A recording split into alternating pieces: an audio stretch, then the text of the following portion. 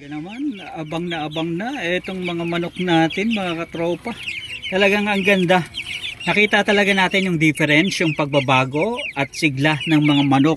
Simula yung nabili natin sila dun sa Agribit store, mga katropa. So ang saya ng pakiramdam na nag-aalaga tayo ng mga sisiw at ilang days na lang, halos 34 days na lang at pwede na nga nating anihin, mga katropa.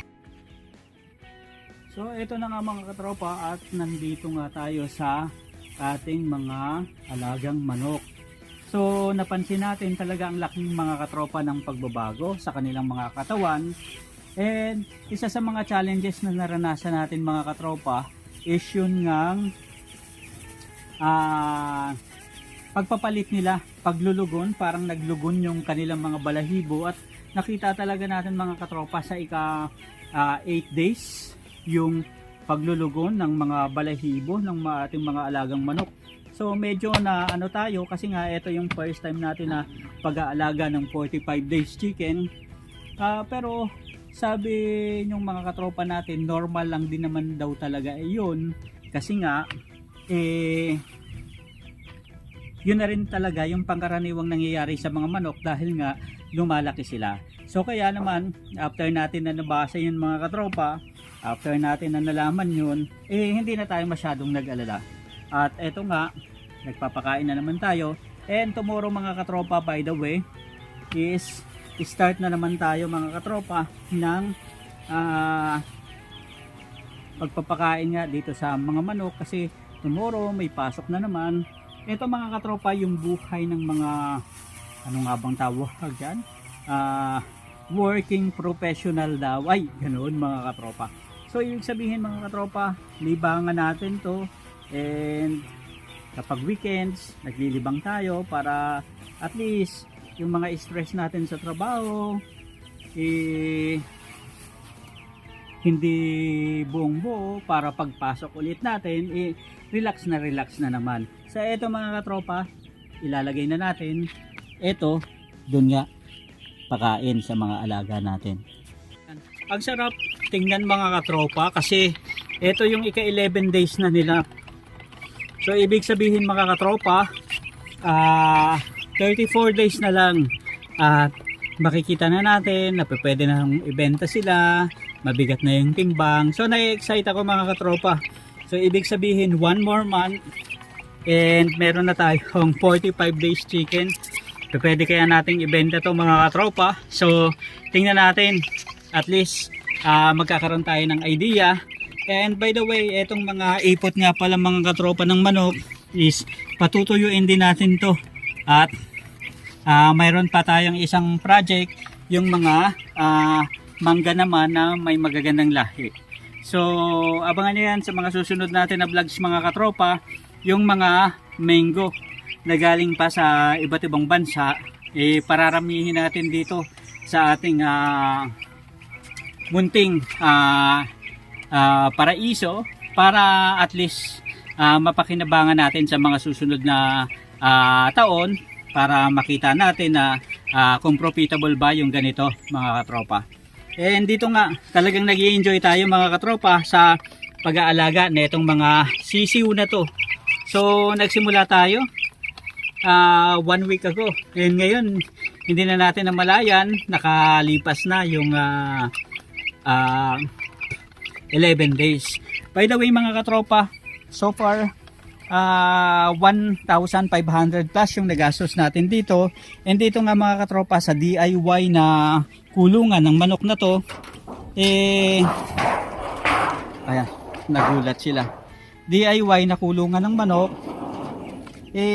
kahit pa sabihin mo pala na DIY, mapapagastos pa rin pala talaga tayo, mga katropa, kahit DIY. So ibig sabihin, mga katropa, kahit na DIY pala yung ginagawa natin na katulad nito, mapapagastos pa rin tayo. So far nga, gumastos tayo ng halos 800 plus dito sa kulungan ng manok, kasi nga bumili tayo nito na net na ganito. And doon naman, mga katropa, is yung net na plastic na para sa apakan ng mga manok.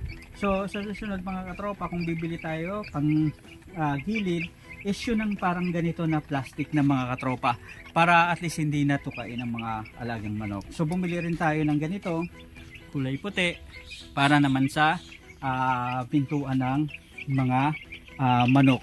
So yun yung mga pinagkagastusan natin dyan. Then ito mga katropa is ano na natin to, yung parang mga sako-sako na to na kinuha na natin sa mga katropa natin na binigay na lang. Ayan, so ito, ayan, so masaya na mag-alaga ng manok, nakaka-relax. And kayo rin mga katropa, kung meron kayong backyard, so subukan nyo. Para sa akin hindi naman siya masyadong mabaho mga katropa, and wala na amoy kasi nga malawak rin naman tong paligid na to. And ayan, dito nga may taniman mga katropa ng sili, and dito naman may mga kalamansi. So ang sarap ng pakiramdam mga katropa.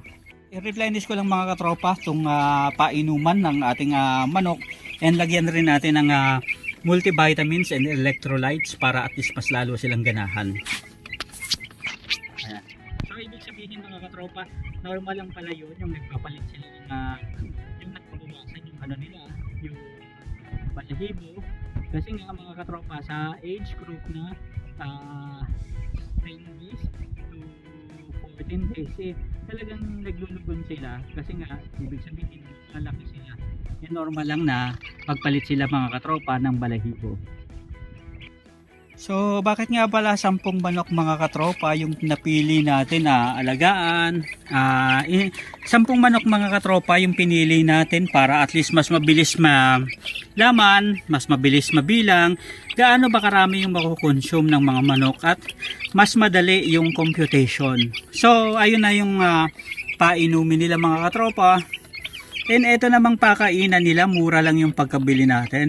So halos 80 pesos lang o 70 pesos yan. And yun namang painuman nila is halos sa 70 to 80 pesos din mga katropa. And dito sa mga sisiw natin, nabili natin sila 55 pesos per chicken, per manok. So ibig sabihin mahal na rin pala talaga mga katropa, no? Pero para sa atin ayos lang kasi magandang lahi naman yung mga manok na nakuha natin. Ayan, nag-i-stretching pa yung isa. And iba rin pala mga katropa yung saya na nakukuha sa pag-aalaga ng manok. Akala ko dati mga katropa basta mag-alaga, ganon, magpapakain ka lang. Pero nakakalibang, nakakatuwa na nakikita natin yung mga manok talagang nag-i-improve at saka nagbabago yung kanilang ibig sabihin mga katropa, talagang nakikita natin yung paglaki nila dito sa ating manukan. So sa mga susunod natin na vlogs, ipapakita natin mga katropa yung mga iba't ibang steps ng stages sa pag-aalaga nga ng manok. So far patapos na mga katropa yung kanilang pre-starter period, and diretso na nga tayo sa starter grower period nila mga katropa. And starting tomorrow mag-i-start na tayo ng bagong pakain. Syempre i-mix muna natin mga katropa para at least masanay sila. And ito kasi mga katropa parang mash pa tong kinakain nila eh.